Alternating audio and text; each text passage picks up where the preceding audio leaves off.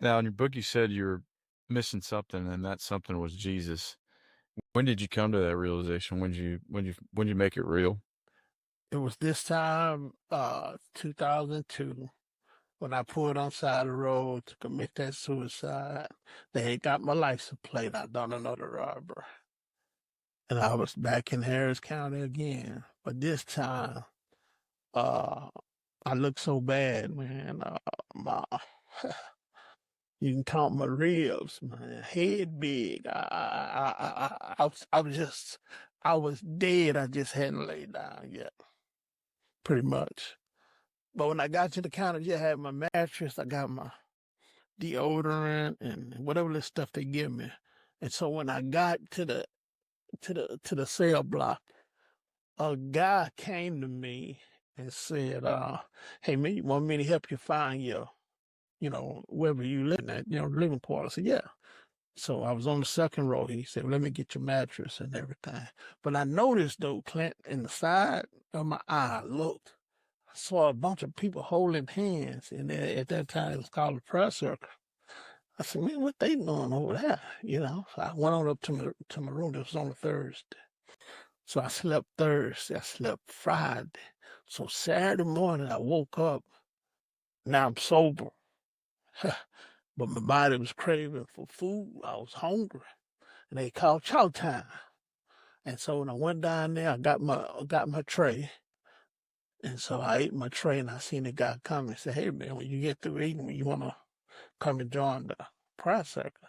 Just to get him out of my hair. I said, "Yeah, man, I'll come." So when I went there, one guy grabbed one hand, the other guy grabbed the other hand. They said, "Man, what's your name?" I'm trying to sound tough, soaking wet. I ain't 100 pounds soaking wet. Yeah, my name, Alan, man. They call me AB.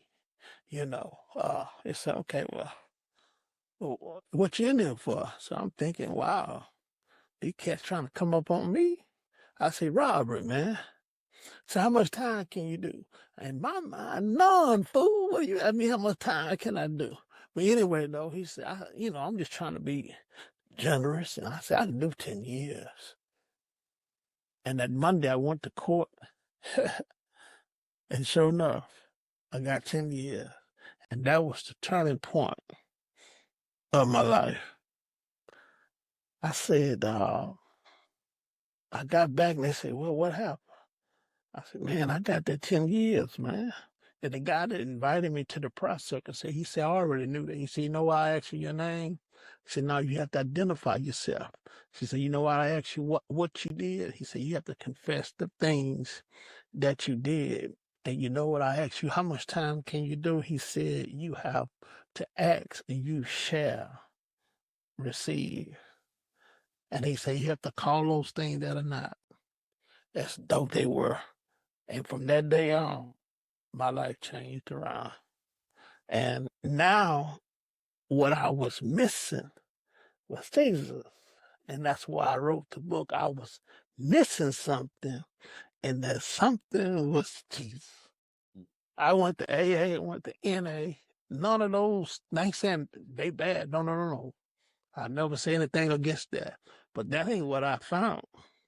I found when I got out, I had the leg monitor on. So when I took that leg monitor off, I went to church, and the guy was preaching. Said, "Man, I've been out 10 years." I said, "What?" So this can be done. And so 1 year turned into two, 2 years turned into three. And now I've been out 16 years. I've been sober, been free.